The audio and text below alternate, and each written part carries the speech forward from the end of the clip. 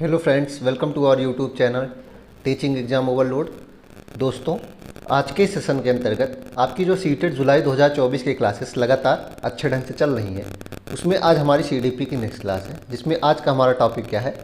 चिंतन और चिंतन के प्रकार, और ख़ास करके आलोचनात्मक चिंतन, अभिसारी और औपचारिक चिंतन। ये तीन प्रकार के चिंतन जो बहुत ज़्यादा पूछे जाते हैं, उससे हम बहुत अच्छे ढंग से उसको देखेंगे। तो आज का हमारा टॉपिक है चिंतन, चिंतन के प्रकार, जिसमें अभिसारी चिंतन, अपसारी चिंतन और आलोचनात्मक चिंतन यानी कि क्रिटिकल थिंकिंग आता है।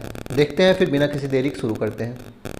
चिंतन किसी भी समस्या का समाधान करने के लिए हमारे मन में जो विचार उत्पन्न होता है, वही विचार चिंतन कहलाता है। तो किसी भी समस्या का समाधान अगर हमें करना है, मान लीजिए हमारे सामने समस्या आ गई, उसके बाद हम उस समस्या का समाधान करने के लिए कुछ सोचेंगे, तो वही चिंतन कहलाता है। जैसे कि मान लीजिए आप कहीं जा रहे हैं, आप बाइक से जा रहे हैं, आपकी बाइक की जो टायर है वो पंचर्ड हो गया, आपकी बाइक का टायर पंचर्ड हो गया, अब आप वहाँ फंस चुके हैं। तो आपको समस्या क्या आई? आपका टायर पंचर्ड हो गया।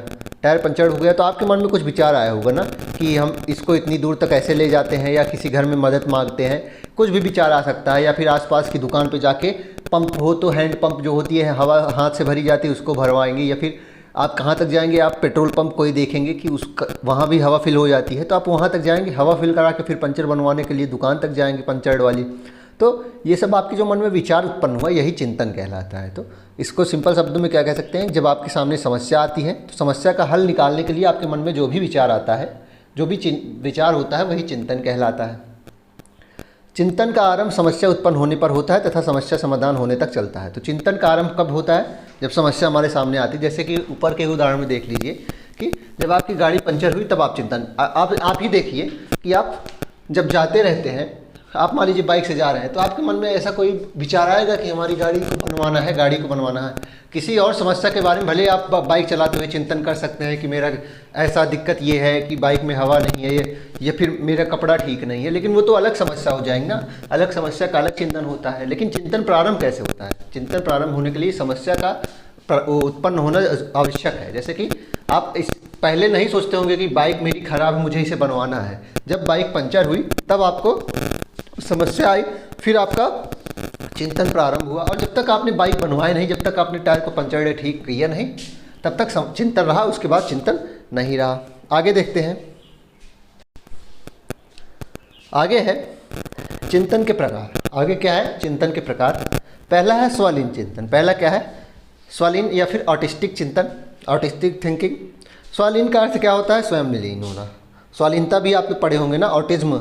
ऑटिज्म आपको पढ़ाया गया था ना, जिसमें एक दिन विकार संबंधित पढ़ाया गया था, तो उसमें ऑटिज्म बताया था कि बच्चा खुद में ही लीन रहता है, रेपिटेटिव बिहेवियर करता है और ज़्यादा लोगों से बातचीत नहीं करना चाहता है। तो उसी से संबंधित है आर्टिस्टिक थिंकिंग, अर्थात स्वलीन चिंतन, मतलब खुद में ही सोचना, ऐसी कल्पना करना जिसका कोई वास्तविक स्वरूप ना हो, स्वलीन चिंतन कहलाता है। जैसे कि अब हर कोई व्यक्ति कुछ ना कुछ ऐसा थिंकिंग करता ही रहता है, स्वलीन चिंतन सबके अंदर होता है। जैसे कि हर कोई सोचता है कि मेरी ये वाली जॉब मिल जाए, अगर मैं टीचर बन जाऊँ, अभी अगर मैं यूपी गवर्नमेंट का मिडिल का टीचर बन जाऊँ, तो मैं ये बाइक खरीद लूँगा, मैं ऐसे जाऊँगा। तो हर कोई सोचता है कि अगर मेरी इस वैकेंसी में ये हो जाए जॉब, उसके लिए। लेकिन अगर उसके लिए आप उस प्रकार से क्रिया करेंगे, तो वो तो यथार्थवादी चिंतन हो जाएगा। लेकिन आप बिना क्रिया करे अगर सोच रहे हैं कि मुझे आज ऐसे ही नौकरी मिल जाए, कोई गिफ्ट कर दे नौकरी, या कोई गिफ्ट कर दे मुझे 1 लाख रुपए, तो ये सब क्या है? ऑटिस्टिक थिंकिंग है ना।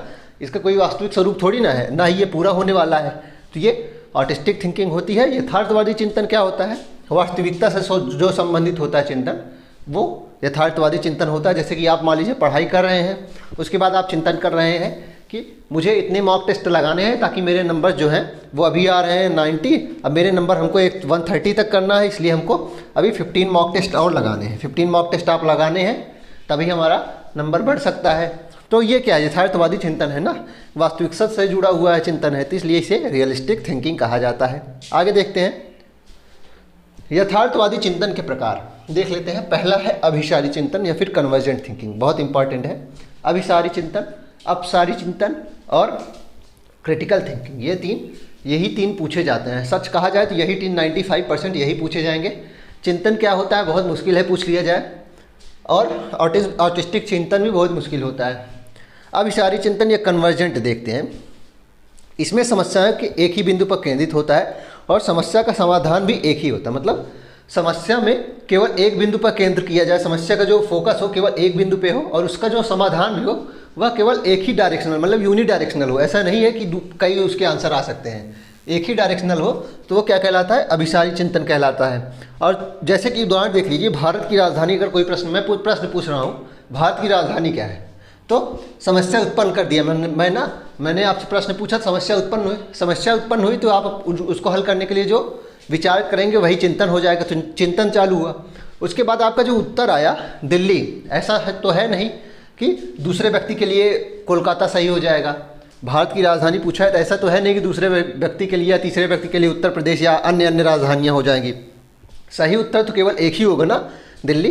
तो ये अभिसारी चिंतन है, मतलब समस्या एक ही बिंदु पर केंद्रित है, राजधानी ही बतानी थी आपको और इसकी राजधानी दिल्ली है, मतलब उत्तर भी इसका समाधान भी एक ही होता है।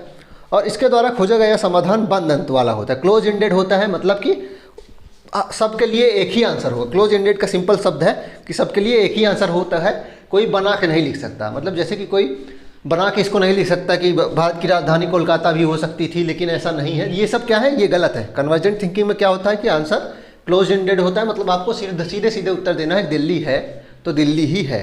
आगे देखते हैं, दूसरा है अपसारी चिंतन। दूसरा क्या है, अपसारी चिंतन। इसमें क्या होता है, इसमें समस्या एक ही बिंदु पर केंद्रित नहीं होती, मतलब इसमें समस्या जो होती है एक बिंदु पे नहीं, बहुत ज़्यादा बिंदु पे केंद्रित होती है और समस्या को कल्पना शक्ति एवं सृजनात्मकता का प्रयोग करके कई प्रकार से हल किया जाता है। मतलब हर व्यक्ति के लिए जो इसका आंसर है अलग अलग हो सकता है। ऐसे प्रश्न जिसमें हर व्यक्ति के लिए अलग अलग समाधान हो सकते हैं, ऐसी समस्या जिसमें अपने विवेक के अनुसार, अपनी कल्पना शक्ति और सृजनात्मकता के अनुसार आप अलग अलग भिन्न भिन्न आंसर लिख सकते हैं, अन्य समाधान दे सकते हैं, वही अपसारी चिंतन के अंतर्गत आता है। जैसे कि दिल्ली की विशेषताओं का वर्णन करिए। अब दिल्ली की विशेषताओं का वर्णन करना है, मान लीजिए आपको 25 शब्दों में करना है दिल्ली की विशेषताओं का वर्णन, तो आप पॉइंट वाइज भी कर सकते हैं, आप हेडिंग डाल के भी कर सकते हैं। तो उसमें से कोई दिल्ली की सामाजिक विशेषताएं बता सकता है, कोई दिल्ली की आर्थिक विशेषताएं भी बता सकता है, कोई जातिगत विशेषताएं बता सकता है और दिल्ली की विभिन्न विशेषताएं बता सकता है। विशेषताएं बताना ही है तो इसमें क्या है, ओपन एंडेड प्रश्न है ना। इसके द्वारा खोजा हुआ समाधान क्या है, मुक्त एंडेड है, क्योंकि हर व्यक्ति अलग अलग बता रहा है, लेकिन बता सब सही रहे। क्योंकि विशेषताएं जब पूछा गया है तो विशेषताओं में हम या तो पॉइंट वाइज में सारी विशेषताएं एक में ही कर सकते हैं 25 वर्डों में, या फिर हम एक दो हेडिंग डाल दें, सामाजिक विशेषता, आर्थिक विशेषता, जातिगत विशेषता, धार्मिक विशेषता, ये सब भी करके हेडिंग डाल के भी लिख सकते हैं। तो हर व्यक्ति का आंसर अलग अलग आया, लेकिन आंसर सबका सही है ना। तो इसमें जो उत्तर होता है, जो समाधान आता है, ओपन एंडेड आता है, मतलब सब कोई अलग अलग आंसर दे सकते हैं। आगे देखते हैं, आलोचनात्मक चिंतन। अब एक इमेज देख लीजिए, इसमें क्या है, डाइवर्जेंट थिंकिंग में क्या होता है। डाइवर्जेंट थिंकिंग में मतलब एक क्वेश्चन के आइडियाज़ कई होते हैं, और कन्वर्जेंट थिंकिंग में क्या होता है, आंसर आता है और आंसर सिर्फ फैक्ट आधारित होता है, मतलब एक ही आंसर आएगा। जैसे एक ही आंसर आएगा कि भारत की सबसे बड़ी लैगून झील पूछा जाएगा तो चिल्का झील ही हो जाएगी, ऐसा नहीं कि कोई और झील आ जाएगी। तो कन्वर्जेंट थिंकिंग में क्या होता है कि आंसर एक ही होता है और एक ही फैक्ट पे आधारित होता है, और डाइवर्जेंट थिंकिंग में एक क्वेश्चन के कई आइडिया से कई आंसर्स निकलते हैं। आगे देखते हैं, आगे है तीसरा क्रिटिकल थिंकिंग। तीसरा क्या है हमारा, क्रिटिकल थिंकिंग। जब हम किसी भी तथ्य का, किसी भी व्यक्ति का, किसी भी वस्तु का गुण और दोष दोनों देखते हैं, उसके बाद हम उसकी बातों को स्वीकार करते हैं और अपना एक मत देते हैं, तो वही आलोचनात्मक चिंतन कहलाता है। जब हम दोनों गुण और दोष दोनों देखते हैं किसी भी व्यक्ति का, किसी भी वस्तु या किसी भी तथ्य का, उसके बाद हम अपनी एक राय जो देते हैं वही क्रिटिकल थिंकिंग कहलाता है। जैसे मान लीजिए आपसे प्रश्न पूछा जाए कि वर्तमान भारत की रूलिंग पार्टी जो है भाजपा है, वह सही पार्टी है, सही तरह से शासन कर रही है कि या नहीं, तो आप उसके गुण भी देखेंगे, ठीक है। आप उसके गुण बताएंगे क्या क्या अच्छा काम किया गया है, उसके बाद आप उसके दोष भी बताएंगे कि कहाँ है वैकेंसी नहीं आ रही है, दुनिया भर के आप जो भी बताना है आप बताएंगे, गुण भी बताएंगे, दोष भी बताएंगे, आप ही बताएंगे, और लास्ट में आप ही उपसंहार बता देंगे कि सही थी या गलत थी। हर कोई का मत अलग अलग हो सकता है, तो उसमें आप फिर अपना एक वो दे देंगे, निर्णय दे देंगे, आप निश्चय अपना दे देंगे कि हाँ ये पार्टी सही है या यह पार्टी गलत है। तो ये आलोचनात्मक चिंतन कहलाता है। इसमें क्या होता है कि आप गुण और दोष दोनों भी देखते हैं किसी भी व्यक्ति, वस्तु या तथ्य का, उसके बाद उसको अपनी एक राय उस पर देते हैं। आगे देखते हैं, चिंतन के सामान्य प्रकार देख लेते हैं। कॉन्क्रीट थिंकिंग या मूर्त चिंतन। मूर्त चिंतन देख लेते हैं, जिसे प्रत्यक्षात्मक चिंतन कहते हैं। जो चीज़ें दिखाई देती हैं उनके बारे में चिंतन करना प्रत्याक्षात्मक कहलाता है और यह चिंतन निम्न स्तर का होता है। मतलब चीज़ें दिख रही हैं, उसके बारे में आप चिंतन कर रहे हैं। पेड़ की पत्तियां हरी हैं, क्यों है? तो चीज़ें दिख रही हैं इसलिए आप उसका चिंतन कर रहे हैं, तो ये निम्न स्तर का चिंतन हो जाता है। प्रत्ययात्मक चिंतन क्या कहलाता है? जिसे अमूर्त चिंतन कहते हैं, कि जो चीज़ें हमें नहीं दिखाई देती उनके बारे में हम विचार करना प्रत्ययात्मक चिंतन कहलाता है। जैसे कि ओजोन लेयर का डिप्लेशन हो रहा है, उसके बारे में चिंतन आप कर रहे हैं। ओजोन लेयर क्षरण जो हो रहा है उसका चिंतन कर रहे हैं, तो ओजोन गैस दिखती थोड़ी ना है, तो ये अमूर्त चिंतन हो गया। काल्पनिक चिंतन क्या होता है?